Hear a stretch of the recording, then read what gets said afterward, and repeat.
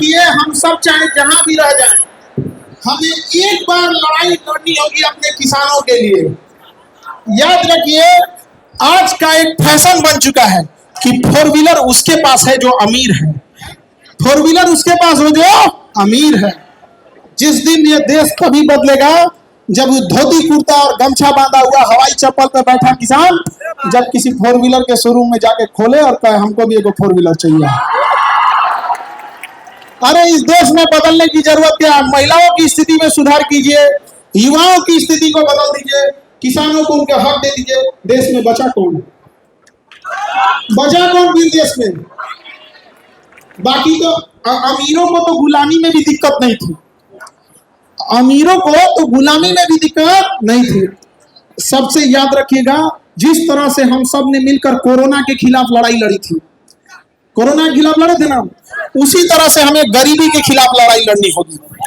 चंपारण की धरती से हम कहते हैं कि सरकार हम लोग को एक बात बोलती है, चाहे इंदिरा गांधी हो, चाहे अटल बिहारी वाजपेयी, गुजराल साहब हो, या फिर आपके नरसिम्हा राव जी हो, या फिर मोदी जी हो, यहाँ पे सब लोग बोलते हैं गरीबी हटाओ। हमारा कहना है अमीरी लाओ, अमीरी लाओ। अरे कौन गरीबी हटा नहीं है तो हमको क्या पता, हमारे पास आंकड़ा रहेगा ना कि फला व्यक्ति अपनी गरीबी को हटा दिया। तो यहां से आप लोग को एक नारा लगाना होगा कि हमें गरीबी हटाओ, तो चिल्ला चुके हैं, अभी क्या करना है? अमीरी लाओ।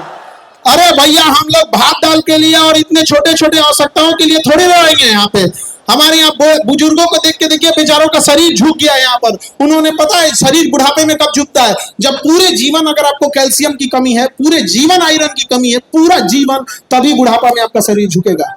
तब सोचिए, उसने पूरा जीवन काट दिया, पूरा जीवन काट दिया इस चीज को। तो ये बदलाव की धरती है, यहां से बदलाव दिखना चाहिए, और वह बदलाव ऐसा होना चाहिए कि अंधा भी महसूस कर ले कि मेरा शहर बदला बदला सा लग रहा है। यहाँ पे किताबों में वो बदलाव नहीं होना चाहिए, और यह बदलाव जब भी होगा तो आप युवाओं से होगा। और बड़ा दुख के साथ ये कहना पड़ रहा है कि देश के आगे आज भी देश विकासशील रह गया है, आज भी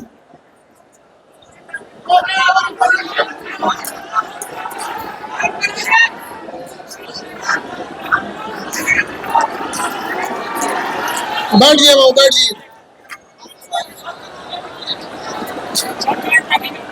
देखिए, आजादी के बाद आज तक हम लोग अपनी देश के लिए, आज भी अगर आप गौर से देखिएगा तो आजादी के इतने साल बाद भी हम लोग जूझ रहे हैं अपनी मूलभूत समस्याओं से। उसका एक बड़ा कारण है, हम पुरुषों ने महिलाओं को घर में बांध के रख दिया, ना उन्हें पढ़ने दिया, ना उन्हें बिजनेस में आगे बढ़ने दिए, ना उन्हें व्यापार करने दिए। उसका कारण क्या है पता है? एक पुरुष को पता है कि दूसरा पुरुष किसी महिला को किस नजर से देख रहा होता है। नजर तुम्हारी खराब, बंदिश उन पे लगा दिए कि नहीं लगा दिए? तो याद रखिए महिलाओं लोग, जिस दिन आप कदम से कदम मिला के चलना चालू कर दी, उस दिन देश को बदलने से कोई नहीं रोक सकता है। नहीं तो ये पुरुष लोग पिछले 75 साल से बहसबाजी कर रहे हैं कि हम देश को आजाद करेंगे, आजाद करोगे लोग? हाँ, अरे बाबू, एक जहाज में भी 2 इंजन लगाया जाता है, पक्षी भी 2 पंख से उड़ती है। इतना बड़ा देश अकेले पुरुष कैसे खींच ले जाएगा जब तक महिलाएं साथ न दे? अरे हमने पूरी दुनिया का चीजें पुरुषों को सौंप के दी थी। पुरुषों ने प्रथम विश्व युद्ध, द्वितीय विश्व युद्ध, तराइन का युद्ध, ये युद्ध दुनिया भर का करके रख दिया। यहाँ पर कर दिया कि नहीं कर दिया? यहाँ पर तो महिलाओं को हम लोग अंडर एस्टिमेट करते हैं, ऐसा नहीं है। भारत में महिलाओं को मेडिकल इंडस्ट्री दिया गया, आज भी मेडिकल इंडस्ट्रीज की बैकबोन कही जाती है महिलाएं। पूरे मेडिकल इंडस्ट्रीज को महिलाओं ने संभाल के रखा है, पूरे हॉस्पिटल का जान कहा जाता है नर्सिंग स्टाफ को। आज पूरा मेडिकल किसने कंट्रोल करके रखा है? महिलाओं ने। एविएशन इंडस्ट्री दी है, हवाई क्षेत्र में कितना बदलाव लेके आए। दुनिया में सबसे ज्यादा लेडीज पायलट कहाँ है? भारत में है। दिखा दी कि नहीं? करके दिखा दी। बैंकिंग सेक्टर में करके दिखाएं कि नहीं? करके दिखाएं यहाँ पर। लेकिन महिलाओं को आगे बढ़ाने के लिए हम सरकार से भी कहते हैं कि महिलाओं के एजुकेशन पर से जीएसटी हटाया जाए, और यह जैसे हटेगा महिलाओं पे से जीएसटी, अब आप कहिएगा कि बेटी पढ़ाओ और बेटी बचाओ, 18% जीएसटी घर से लाओ, ऐसे कैसे होगा? बताइए, आपसे जीएसटी हटना चाहिए कि नहीं? अच्छा पुरुष लोग समझो, जिस दिन महिलाओं से जीएसटी हट जाएगा एजुकेशन पे, फिर हम लोग कहेंगे ये भेदभाव हो रहा है, बराबरी होना चाहिए, हम लोग का भी होना चाहिए। तो हम यहाँ पर याद रखिएगा, पुरुषों की मदद महिलाएं ही करेंगी। पहले हम लोग को लड़ाई लड़नी है किसके लिए? महिलाओं के लिए, कि भैया उनका जीएसटी हटाओ। और जब उनका जीएसटी हट जाएगा तो ये जिम्मेदारी महिलाओं की होगी कि हमारे भाइयों के साथ भेदभाव क्यों, शिक्षा पर सबका अधिकार है, उनका भी हटाओ। नहीं होना चाहिए। याद रखिएगा, हमें वहां दिया जलाना है जहां अभी तक अंधेरा है। और शिक्षा कश्मीर से कन्याकुमारी तक हर गरीब तक पहुंचना चाहिए। हमारे यहाँ जब कोई रिजल्ट लेके आता है तो उसके पिताजी कहते हैं कि मेरी बेटी है, हम तो चाय बेचते थे, हिम्मत नहीं किए थे कि इतना हो जाएगा यहाँ पर। हमारे यहाँ एक लड़की बीपीएससी में सेलेक्ट हुई, ज्योत्सना नाम था। बियाह के 17 साल बाद उसने बीपीएससी का एग्जाम दिया। कहा कि सर बड़ा सस्ता था, मैं एडमिशन ले लिए, अब पढ़ने लगे, इतना आराम से पढ़ाई कि पढ़ते पढ़ते कब हम बीपीएससी के अधिकारी हो गए पता नहीं चला। सोचिए अगर लाख रुपया फीस रहती तो कोई हिम्मत करता? कोई हिम्मत नहीं करता।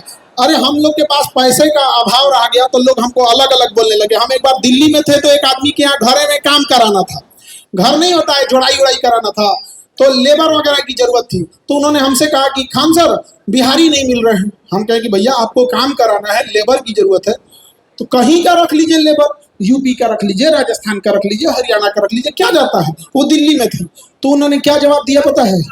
कि सर हमारे यहाँ ना लेबर को बिहारी ही कहा जाता है। सोचो कितना तकलीफ लगता होगा कि हम लोग कहां से कहां चले गए। जब मगध था ना, मगध, जब हम लोग कहाँ थे? मगध में, तो गुजरात में अकाल पड़ गया था तो मगध सम्राट चंद्रगुप्त मौर्य अपने सरकारी खर्च से गुजरात में झील बनवाया था, सुदर्शन झील, कि गुजरात के लोग को क्या हो सके, अनाज मिल सके। आज हालत ये हो गया है कि यहाँ 8,000 10,000 की मजदूरी करने के लिए बिहार का आदमी कहाँ जाता है? गुजरात जाता है। अरे हम लोग को बड़का बड़का बहुत ज्यादा फैक्ट्री ना, अपनी जरूरत की चीज लगा दो। यहाँ भाषण देता है कि बिहार में फैक्ट्री होना चाहिए। भैया पहले तुम अपने अगरबत्ती का कारखाना लगा के दिखाओ। नहीं समझ में आ गया? अरे हमें हमारी जरूरत की चीजें तो हम लोग बना सकते हैं स्किल के